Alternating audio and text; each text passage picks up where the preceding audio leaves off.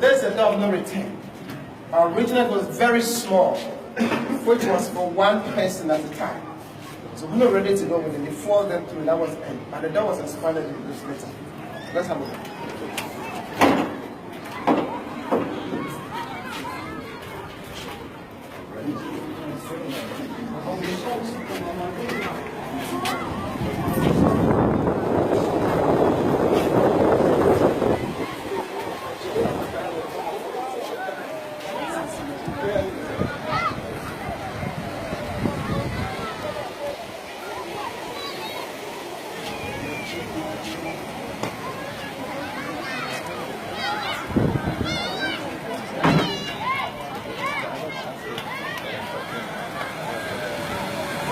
Jamaican flag over there.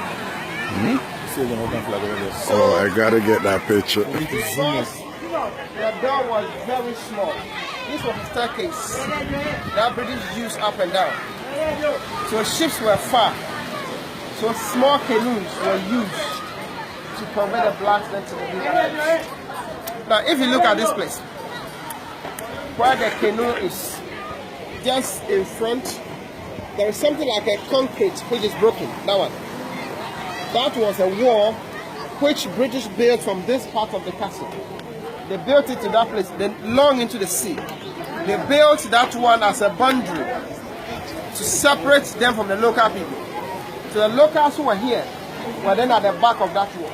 So this place was called the White Man's Beach, or Abrafumpuano. But now the wall is broken. So our people are in charge.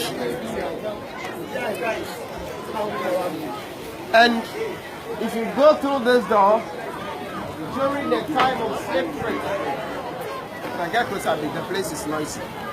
You go through this door during that time, one, you will lose your identity as an African. You will lose your culture, respect, dignity, everything. And from here, most of the captives were taken to North America. Some ended up in Liverpool, England. Some to Bristol, Bahamas, Trinidad and Tobago. But those taken to Brazil, Brazilians passed through Elmina Castle, through the hands of the Portuguese. Some Brazilians were taken from Angola, East Africa. If you talk about Suriname, Haiti, Dutch Guyana, Curaçao, most of those islands, those taken, they passed through Elmina Castle, through the hands of the Dutch. And history has it that Brazil received the largest number of slaves. Brazil got 47% of the entire slaves from Africa. And Brazil is the second largest black population in the whole world, second to Nigeria. Now, I did not mention Jamaica. Do you know why? Because slaves were not taken from any particular castle to Jamaica. No. Jamaica was founded as a result of individual enslaved Africans who rebelled against Europeans, plantation owners on the farms, on the British colonies. So if you are in maybe Barbados, you are in wherever, and you are fighting, you'll be taken from there to Jamaica. So they were not taken from this particular party. They were selected from different places to Jamaica. Makes the people in Hold on, again, let me say that. So Jamaicans were not taken direct, slaves to Jamaica were not taken directly from any particular castle. But they were individual captives who were fighting Europeans on the farms, in the plantations. All over, in the Caribbean, the West Indies, Brazil, the Americas. So and Jamaica was the place to carry the rebellious ones, the fighters. Exactly. They were taken there as a form of punishment.